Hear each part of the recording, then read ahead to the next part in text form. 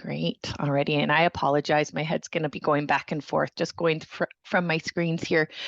But for our agenda today, so again, welcome everyone again on this snowy Alberta morning, but hopefully you're all nice and cozy. So again, my name is Katie Mellon for those who are just joining us, and I'm one of the provincial practice leads supporting the Connecting People and Community for Living Well initiative. Today, we would like to share with you a bit more about that initiative, showcase or share with you our website as well as online resources that are accessible to anyone. If you would like to go have a look later on, if you haven't already checked it out. We then want to share a bit about the lessons learned. We just wrapped up our previous Health Canada grant that went from 2020 to end of March 2023. So share some of those, and then also take the opportunity to let you know what we are involved in over these next 3 years, another Health Canada grant as well. Then we'll share some resources, and as well just to note that our next meeting is on November 28th.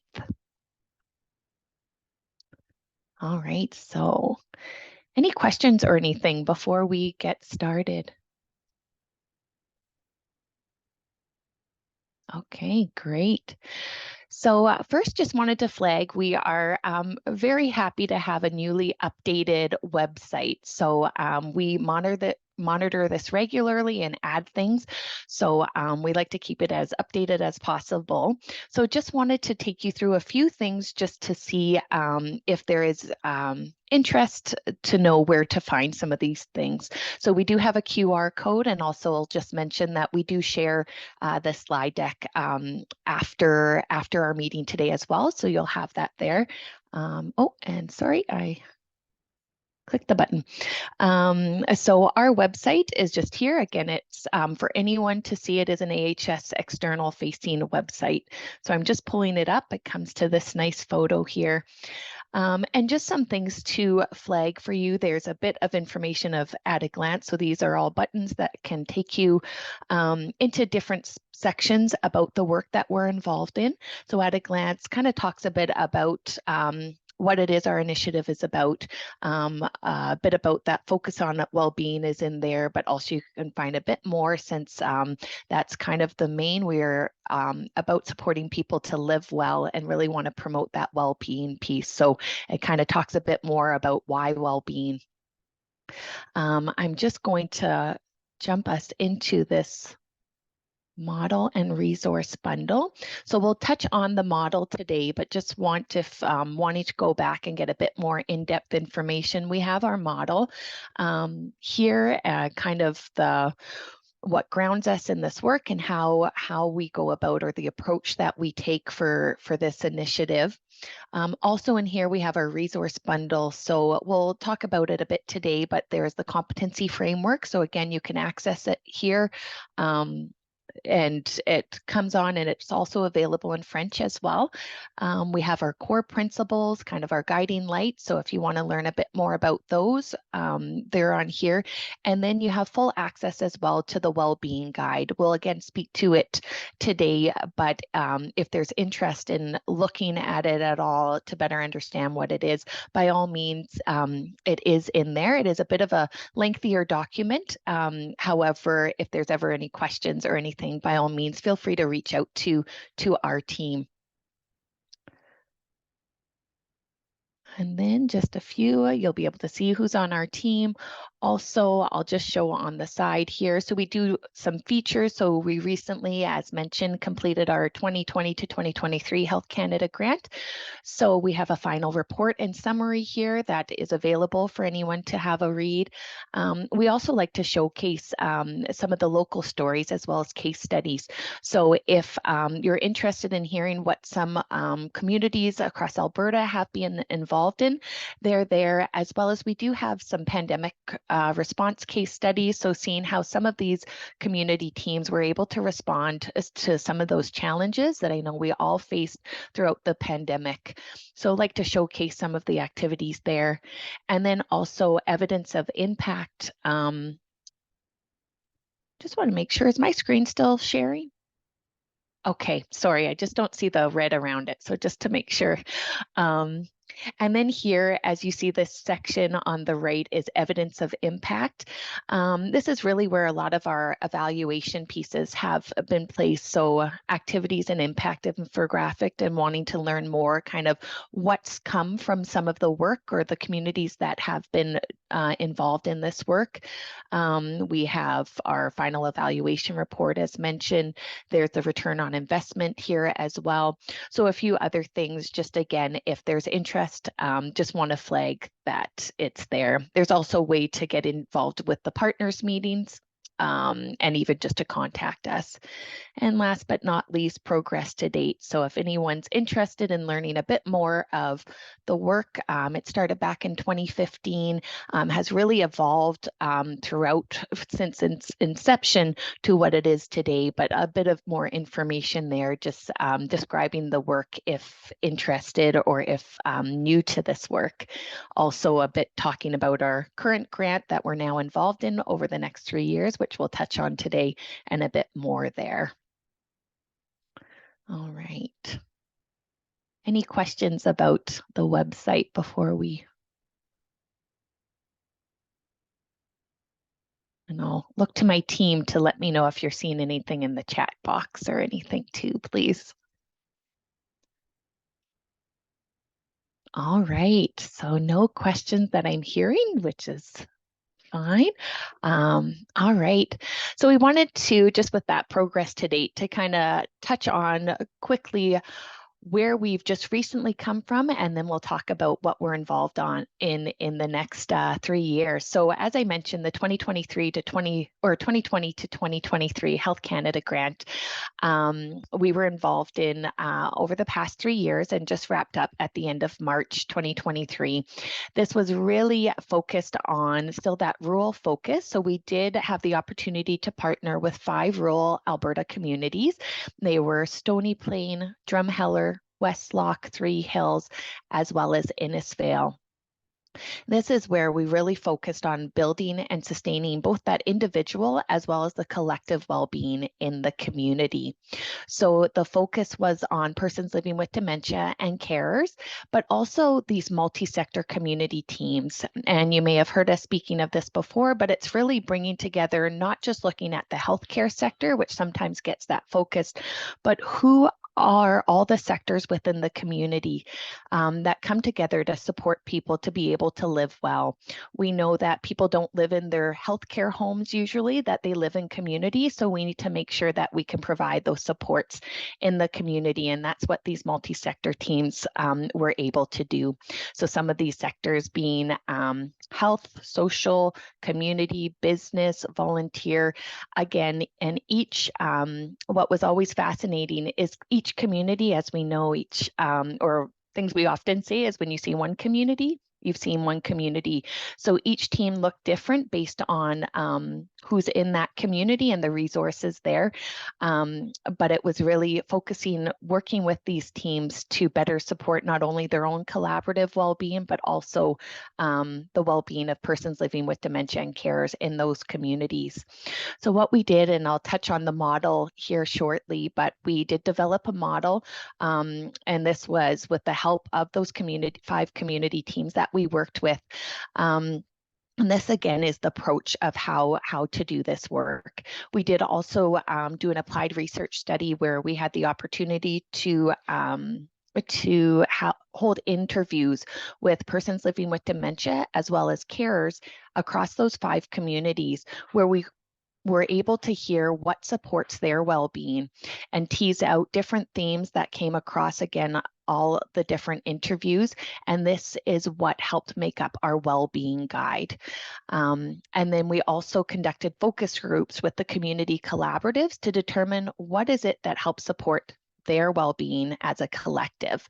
We know when we're helping others, it's important that our cup is full before we can pour into others, or that oxygen mask on ourselves first before we put it on others.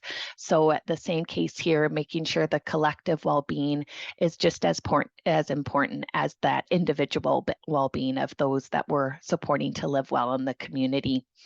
Through this research, again, it fed into the well-being guide, which is one of of the tools that we use to help guide conversation with the community teams to really determine what maybe what strengths or resources are already available in that community, but then identify if there are any gaps or challenges, and then determine ways to or prioritize then the needs, and then determine ways to overcome some of these gaps or challenges or needs that we're seeing in the community. And another tool that we developed in this previous grant, again, was the competency framework. And this is really helping to understand what skills, behaviors, knowledge are needed for these community teams to be able to advance this work that they do. So here is a photo of our model, and I'll just walk through briefly on this. But as you see at the center, and really our raison d'etre, that main thing is supporting that individual and collective well-being of at that community level. So on the bottom left, we have the provincial support. And this is not only the provincial support of our provincial grant team, but also the support that different provincial organizations, government, things like that can lend to help support this community-led work. Main things that kind of we were involved in supporting to implement the model, also building evidence, so recognizing and a big thing that we say is sometimes this work is seen as invisible. So trying to make that invisible visible to see and build, and that's where some of those case studies or even bringing forward and advocating for this local work to be able to share it not only in the community, but also to other leaders, you know, whether it's locally, provincially. And then also building and leveraging resources. So not only looking at what resources are already in the community, but maybe what is there provincially that we can tap into. The next, that dark blue, is that communities advancing local work. And a big thing that we stress is that community teams and individuals living in the communities are the experts there. They know what is there, but maybe also what is not. So it's important for us to tap into that rich, deep knowledge, and then being able to build off what already is there, already is happening. As mentioned, these community collaboratives are created of diverse representation. So again, across those sectors, and it was found by pooling different resources from different sectors and knowledge really helped be able to create, even go above and beyond what maybe could be done by one sole organization. And then again, these individuals come together with that common purpose to be able to support persons living with dementia and carers. Then at the center there are those 10 core principles. I won't go through them at length, but more so just to know that these are kind of the guiding light, that North Star that we come back to. And over the years as doing this work, these are what kind of has stayed true. And so wanting to continue to carry this forward in the work. And they are on the website if you want to look into those a bit more. And then on the right side, we have those two tools as mentioned. So the Wellbeing Guide. And this again is that tool that we created in our previous grant. Again, can't stress enough the help and the input that came from those community teams that walked with us as it was built. And these tools now will be used in this next grant that we'll be involved in that we'll talk about shortly. And they're really to support, or the Wellbeing Guide is really to support community collaboratives to not only be able to identify what strengths and resources are already there and maybe what gaps, but able to then prioritize where is it best to focus their efforts, and then can come up with an activity to be able to maybe address some of those current concerns, and then to be able to measure and monitor what the impacts are. Again, going back to that, making that invisible visible to see, you know, have we made a change in what we're wanting to, or, you know, maybe there are challenges that need to be looked at a different level that can't be adjusted locally. And again, all based on that well-being of supporting persons living in the community and also the collaborative itself. And then the competency framework as mentioned, is to support community collaboratives to be able to understand what skills, knowledge, behaviors are needed to be able to do this work effectively in the community. And this is a tool that we'll be using a bit more intentionally in the next 3 years as we work with other communities as well.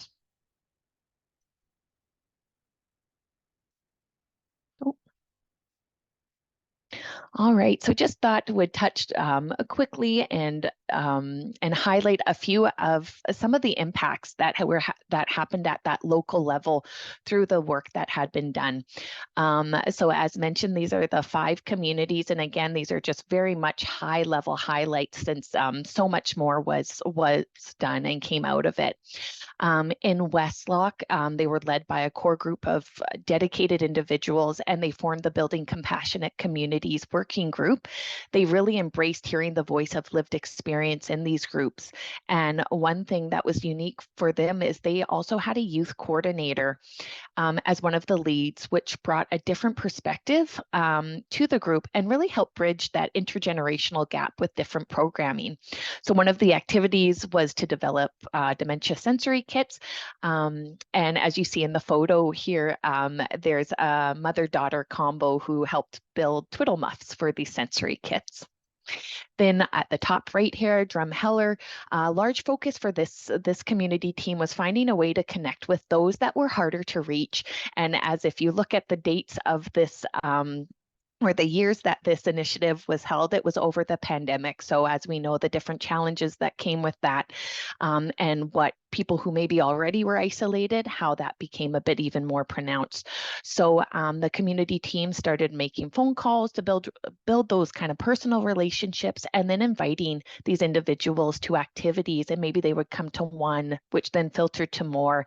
And eventually some people that maybe didn't have many of those social connections before started to come to their community day program, which wasn't only important for those individuals, but also for their carer, which then provided them with a bit of respite as well. Then in the Three Hills and Kneehill County, incredible success there in growing their dementia-friendly team. They started, I believe it was with about 2 members, and then it grew to about 16, just with some more rebranding and intentional efforts at that local level.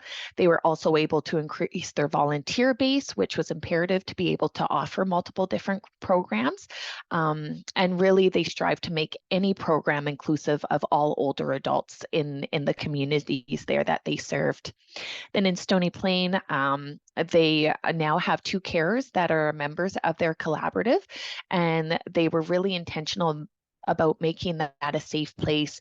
And not only that, but also weaving that into the activities that they were involved in, where they trained volunteers to be able to create that welcoming environment for both the person living with dementia as well as the carers.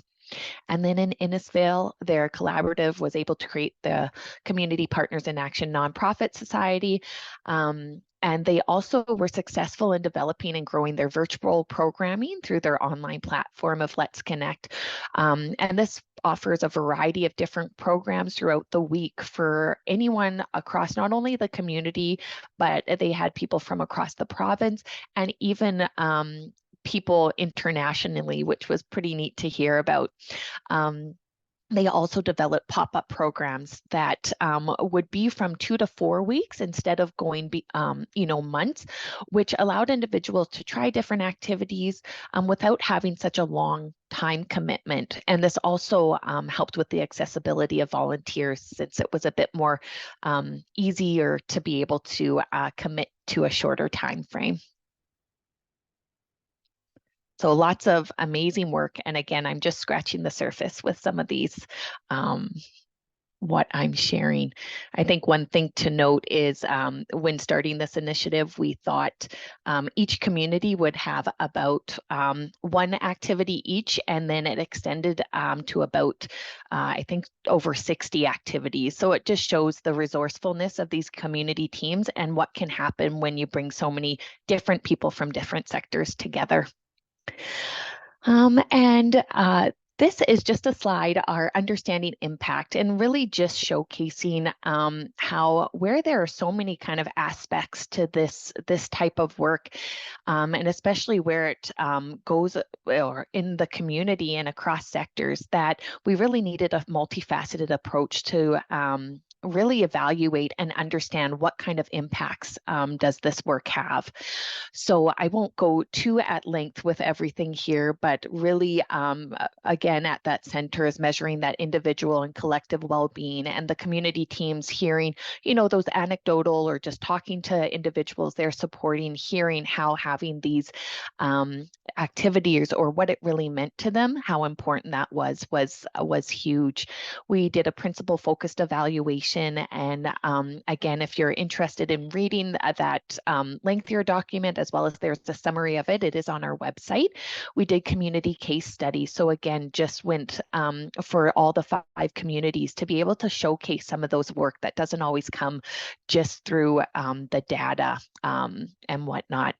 Then we did a return on investment in 2020. This was more focused on that healthcare return on investment. Again, this is on our website, or please reach out to us if you'd like to read it at length, but really showcasing that there is, for every dollar spent, there is a large return in these communities. Both there was an urban community, but also mainly in those rural communities, which tend to have decreased resources as it is just due to the geographical area. So showing for the healthcare sector that this type of work was supporting or did allow for decreased emergency room visits and acute care length of stay and things like that. We also did a forecasted social return on investment, and please let us know if you would like to see this. It's not up on our website yet, but stay tuned, it will be there. But again, because this work spanned across sectors, it's important to see what were the results or impacts there. And what we found high level is that the impacts to the system, such as the healthcare system, was equal to the impacts that were found for persons living with dementia and carers. So just showing that this work is impacting positively those that were the focus is on. Then on the left there, we have the wellbeing guide pre and post rating. So as mentioned, this is not only a tool to guide discussions, but also to be able to see what are our priorities and how have we shifted them.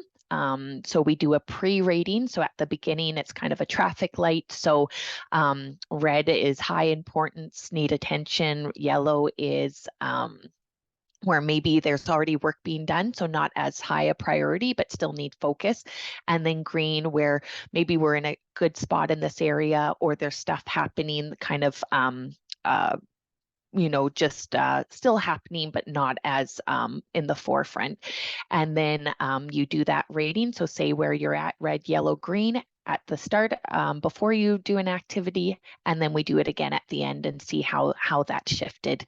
And then that evidence of impact, as I shared in the previous slide, those 60 activities, and just all that was able to come out from the community teams that we were involved in with in the previous grant. So I am just going to take a moment just to see, and again, I'll virtually look to my colleagues to see or to watch the chat if there's any questions, comments, thoughts of anything that I've shared so far.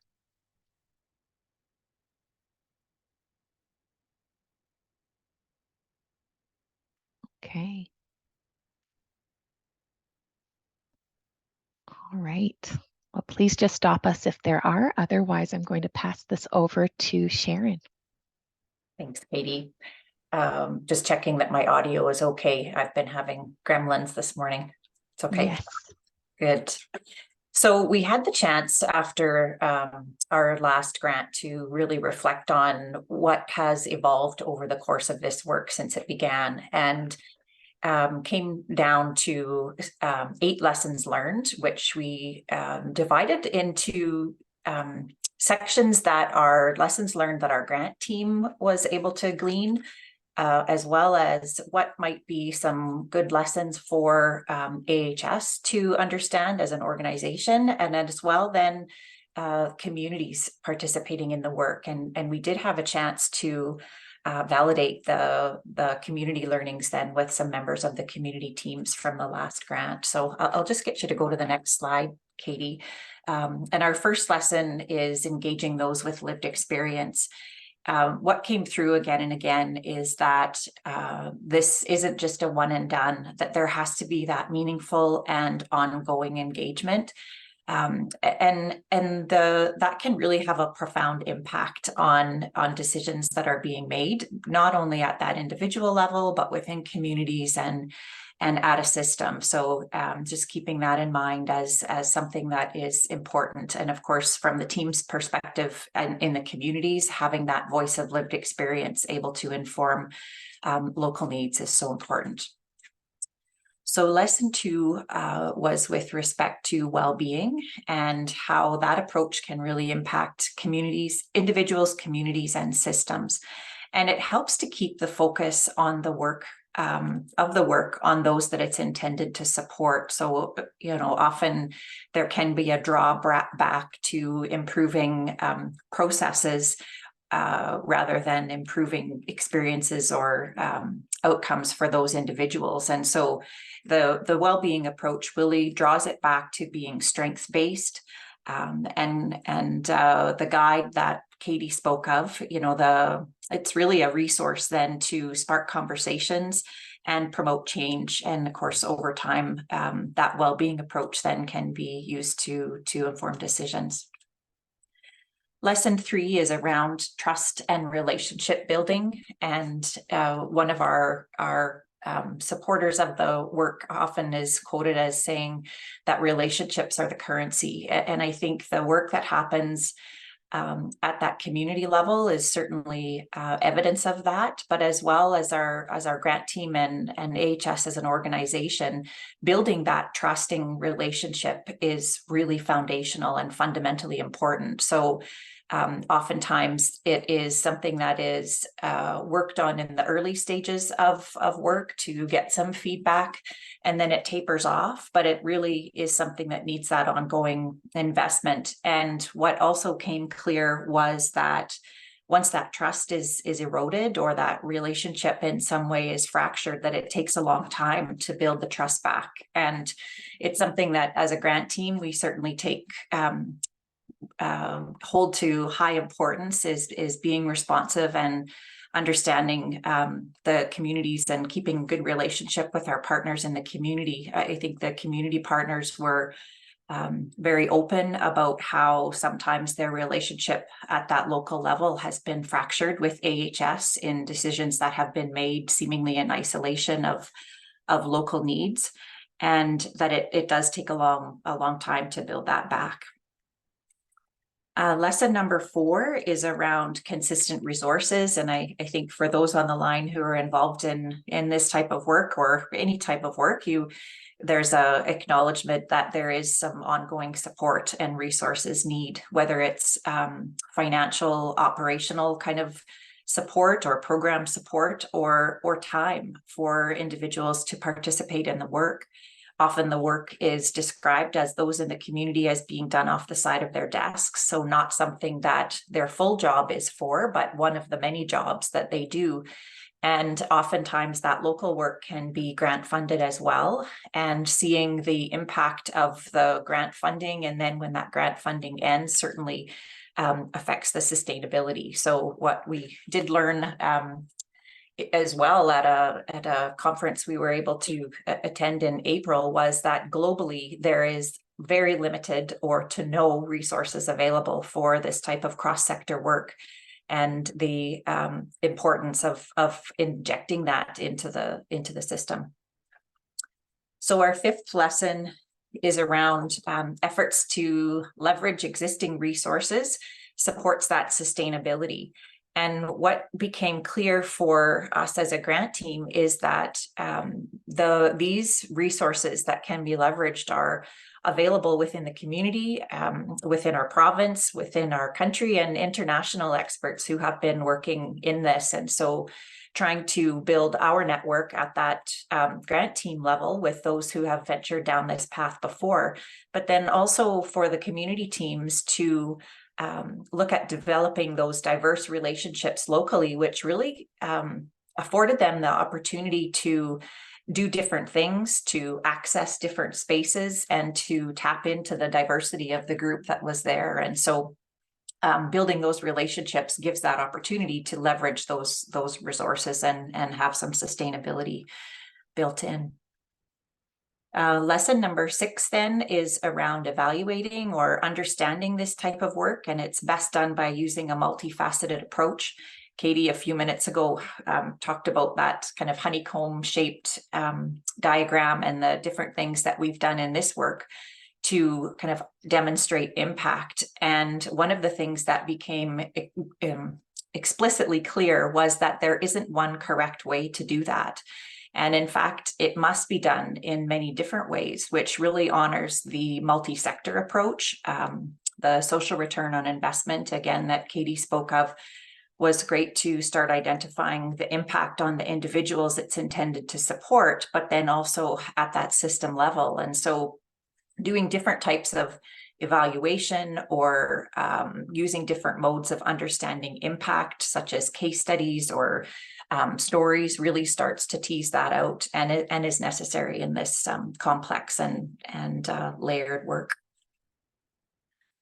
Lesson number 7 then is around broad communications of progress and learnings, and really adding to that evidence-based. And so the partners meeting here that you're attending today is one of the ways in which we share learnings around the work, creates an opportunity for those that are doing this kind of work to network with each other, and really just creates that space to share that knowledge.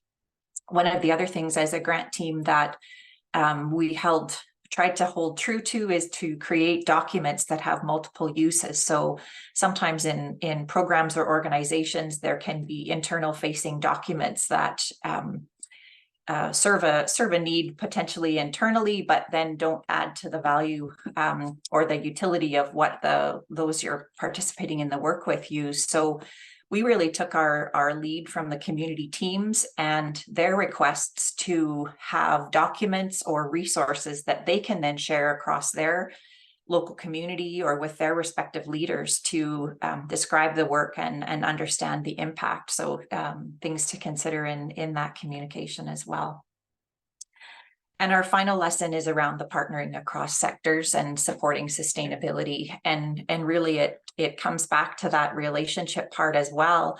But when there is that kind of broad, diverse representation, not only locally in the community, but as well or organizationally and across sectors. And I think the Healthy Aging Alberta core work is a provincial example of that, where they're looking across the province to have senior supporting sector members that are available to support the work. But it really takes that diversity of thought to come up with unique ways of addressing challenges, and creates a no door is the wrong door approach. So whether that's at the local level, individuals needing support, whomever they go to can connect them with somebody locally who can support them with their need, or at that program level or provincial level. So having that really supports that sustainability.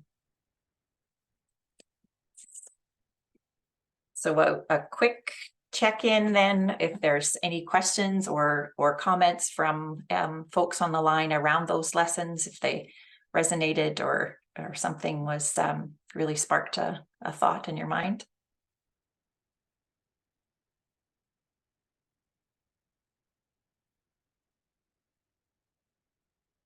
Okay, so I'll see a thumbs up. That's great. Thanks, Arlene. Okay. I'm just seeing something here from Pam, a question around how this has been shared within Alberta Health Services. So our hope is, so to this point, it has been shared across our senior leadership and program leadership partners. And really every time we get a chance to connect with folks from other programs within Alberta Health Services, we share these lessons learned. our goal is to get it into a format which will be amenable to posting on the website, which then that Katie reviewed to get that out there to a broader audience as well. And if you have places that you think this information might be helpful, just let us know. We can actually, I think as one of the resources that we'll attach after the meeting today, we'll attach the document, lessons learned document, which is a longer version of what just was reviewed today. Is that helpful, Pam?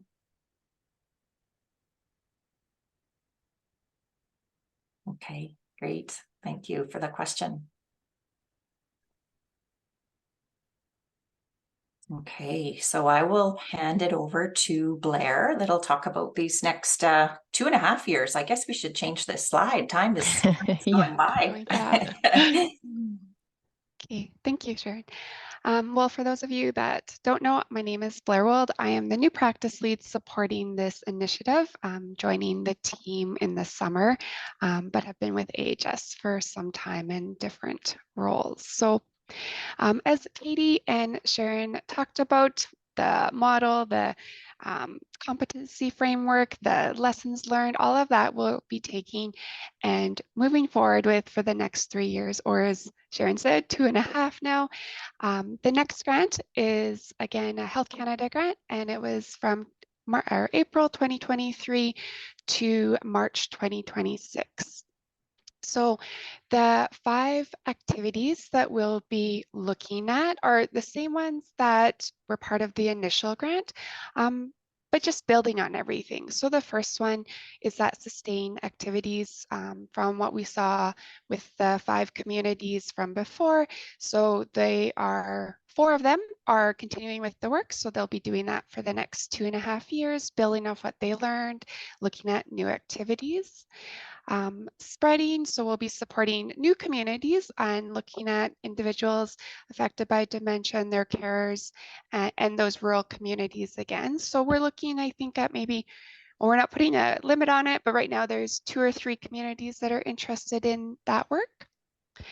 We'll also be scaling the work. So this will be applying the model that we have done on dementia and carers, individuals with dementia and their carers, and looking at new populations identified as being underserved in those rural communities. So we'll talk about it a bit more on the next slide with Alexandra, but it'll be, we have a definition of what we used for underserved, and then it'll be up to those communities that are interested, what they see as maybe a population that might have a lot of challenges there, might be there's some barriers they're facing to really promote their well-being. So we're looking to move to up to 5 communities that will be part of this next grant, and they'll be looking at that scale portion.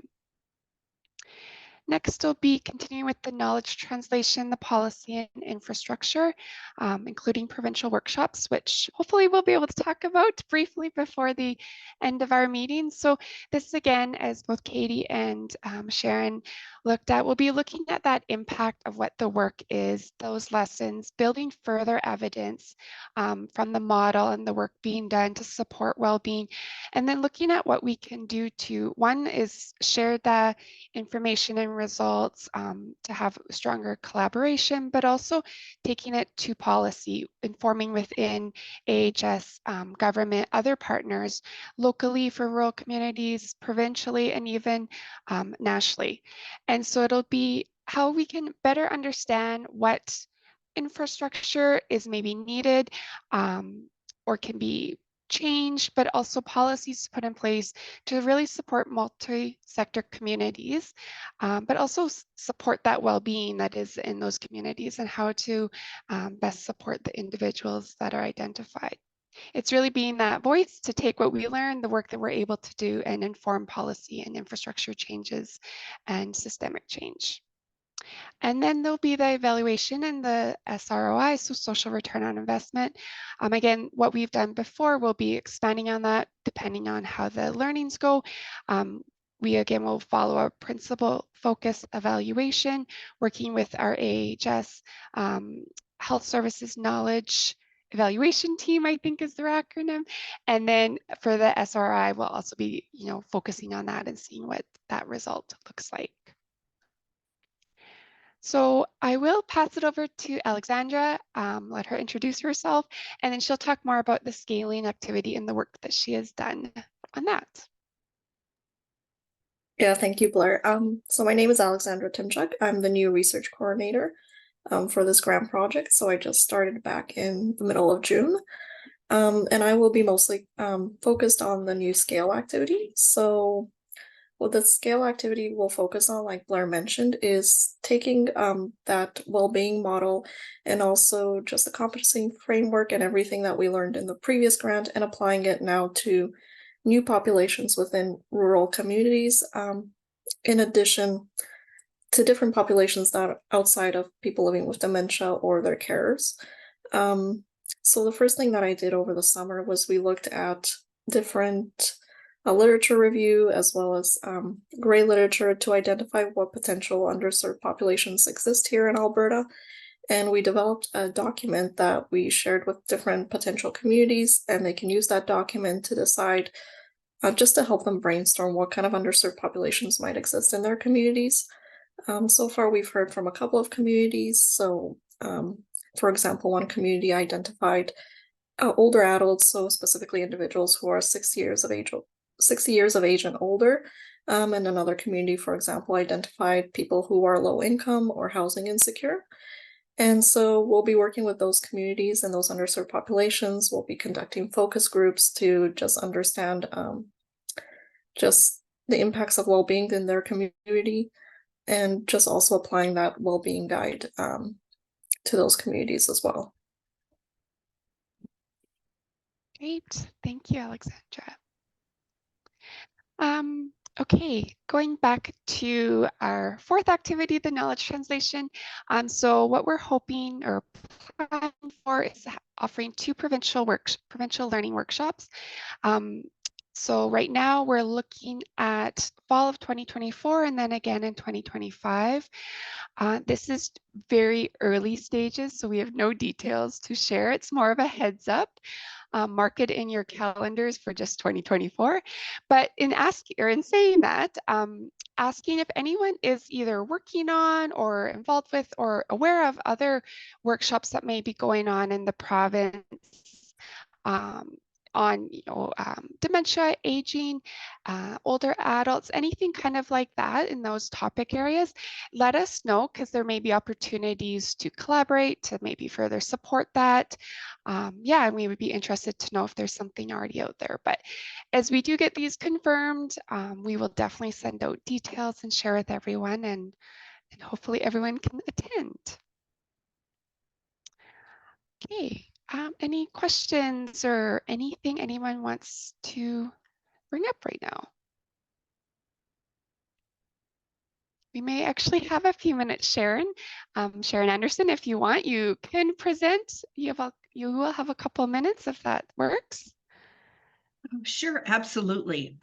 Just if I can maybe just share my screen here for just, oh, For sure. Sure.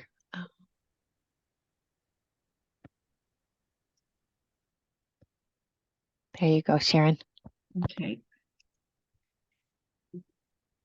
So we're just trying to make sure that caregivers, the largest care workforce in Alberta, are supported and cared for so that they can care for the people that they care for even better. And it's particularly important in those rural communities because in rural communities, oftentimes, I was just looking at Flagstaff last night, and they have 23% of their population are people over 65, compared to the average of 14% in Alberta. So what happens is certainly many of those people are going to need caregivers, especially as they move along and get older and frailer on whatever they might have to deal with as along the way. So we have caregiver-centered care education for all healthcare providers. And we're actually looking to recruit that top level. So we have foundational education, advanced education, And now we're looking for caregiver-centered care champions in health and social care to support family caregivers in their settings and in their communities so that they can champion that family caregiver work and move forward with maybe those policies and programs that would help family caregivers and the people they care for and healthcare providers, because we know healthcare providers do better if family caregivers are supported. It's at the moment, we're looking to have a group of about 25 people check out our new online education and evaluate it. And there's actually an honorarium to go with this. So if you're interested, you can contact me.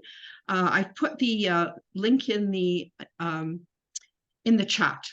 And thanks very much for giving me some time.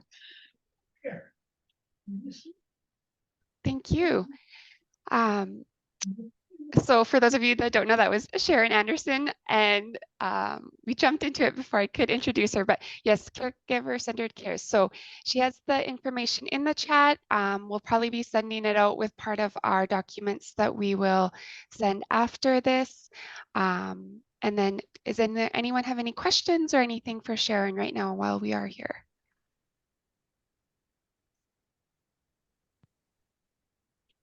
Hi, it's Stephanie Catchdell. I work for EHS. I just tried your link, Sharon, and it's saying that you need access. Okay, so it's not an open.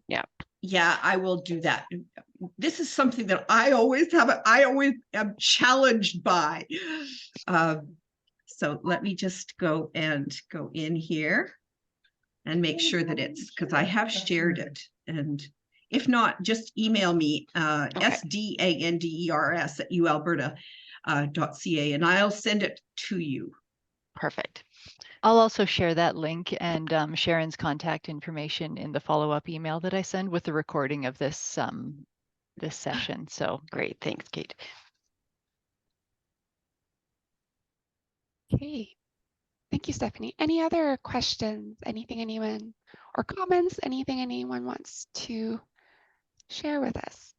I do see a question from Pam Burns in the chat. And Sharon is addressing it in the chat. Sorry, Kate, I'm just hitting send as you were. Go ahead. No, thanks for bringing that forward, Pam. I think we often tap into our colleagues from Healthy Aging Alberta, and since their hybrid Healthy Aging Summit that they put on week before last, we'll also be tapping into their expertise for that. So yeah, great question. Thanks for bringing it forward. Sorry, can I just make a comment too? Yeah. Yeah, I mean, I was at the conference. It was fabulous, and I think we just definitely need more of the multi-sector types of trainings like that.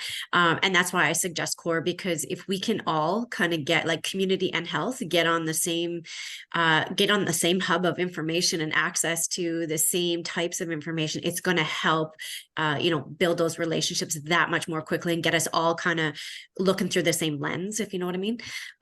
Because I think that's one of the struggles that we have here in the North as it relates to working with health, which I don't think it's not just here in the North. I think it's probably everywhere. So just another tool, I think, that is amazing because it's there, it exists, and has a lot of power for us to be able to work collectively together. Absolutely. Hear. Yeah. Well, in about 1 minute, we have someone here from CORE that will be able to speak a little bit more to that, because we completely agree. Before getting to her, just another resource to share is with the Health Excellence Canada. So they have an opportunity for a new collaborative coming out, and this will be focused on supporting organizations to adopt or adapt or expand their practices that enable older adults to age in place and have their social needs met wherever they might call home with those formal supports. So again, we'll send out this stuff with the links afterwards, but there is a webinar tomorrow. I think it's over noon, or maybe it's in the morning. I I think it was Eastern time, so I'm not too sure what time it is here, but yeah, there is a webinar tomorrow. You can go to their website, and the applications for that are due November 15th. So we just wanted to share that with anyone in case there is an organization, or some individuals that might be interested in that. And now we have Erin McFarlane here, and we have a few minutes left, and she's with CORE, or Healthy Aging Alberta. So she will share all her great information with us in our last few minutes. Erin, are you there? Thank you. Perfect. Thank you. And I think Pam, if Pam is still here for those comments, it was almost like we planted you here today, but we did not. So some good synergy. So yeah, my name is Erin McFarlane, and I'm the Digital Engagement Coordinator with Healthy Aging Alberta. I'll just talk for a couple minutes here. If you're not yet familiar, Healthy Aging Alberta is a network of community-based senior serving, or CPSS, organizations and allies from across Alberta. We are united by a shared vision to make Alberta one of the best places in the world to grow older. And so there is a lot of alignment between our vision and that of connecting people and community for living well. We are backboned by the United Way of Calgary and area. And one of our components, as was mentioned, is the CORE Alberta platform, the logo of which you will have seen on the slides today. And there was actually just a screenshot of it shown as well. CORE stands for Collaborative Online Resources and Education, and it's a content sharing and a collaboration tool for the sector. We have what are called core groups on the platform, and they get used in various ways. Sometimes they're a place where various organizations come together to collaborate around shared issues. Sometimes an existing initiative will use it as a repository to store their resources and various other forms of content. And this is also a way for others in the sector to kind of connect in to the initiative and learn more. And so with this later purpose, connecting people and community has had a group on CORE for I would say a year or two. It's kind of lost track of time. And Kate and I have been very recently working to clean it up a little bit and update it. And so we just wanted to reintroduce it to you, or introduce it to people who have perhaps never heard of it. And it's another way to access things like the meeting recordings and also the resources that are shared during these meetings. There were so many resources shared last meeting. So Kate and I are like, maybe we should put them in the core group so that people don't have to keep going back to find their old emails. So I'll just very quickly show you how to get to the group from the site. And you have to be a member of CORE to access the group, which is free. It's literally just like a sign up process with your email and a couple of other questions. But you won't be able to access the group until you have that registration. So can I share my screen? Will it let me? Yes, okay, but I do not see what I want to share. Here we go. Okay, so this is, if you can see that, yes. This is the CORE Alberta platform. You can actually toggle at the top, just as an FYI, between the national site and CORE BC, which are run out of British Columbia, both of those. And so this is the main page. If you aren't yet a member, there will be like a registration option just in the top right-hand corner. And then from this main page, you simply go to groups. You can go to all groups, and you can scroll through and see some of the other things that we have going on. But eventually you will come to the Connecting People and Community for Living Well group. And so in here, we just have a little bit of information about what the group is about, what the initiative is about. We've just been updating it with some of the same documents that Katie went through today. And at the top of the site, there's a few different ways to access specific resources. And so if you're looking for upcoming events for these meetings, for instance, they will be under events. And under group resources, we're just working to sort these in a few different, more organized ways, but this is where you'll find overview documents as well as recordings from, I think, all of the previous meetings. And then for any one of those meetings, not only are we now including the recordings, but we're also including here all of the resources that are shared, or most of the resources that are shared during the meetings themselves, like in the chat by people who are participating in the meetings. So yeah, I just wanted to let you know that this is another way to access information. And I can leave my email in the chat if anyone has any more particular questions. So yeah, that's all I'll say unless there's any questions. Thank you, Erin. Yes, thank you. Well, we're perfect timing. We're at 10:30. Is there anything anyone wants to ask or share before signing off?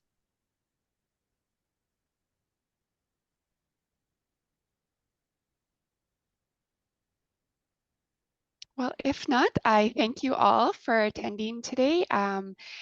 Kate will send out all of our lovely things that we said we would send to you, as well as Erin mentioned, it'll be on the website, or feel free to email any one of us if you guys have any questions. Otherwise, we will meet next month at same time, same place sort of thing. So I wish you all well and stay warm and safe wherever you may be with winter arrival. Take care. Bye.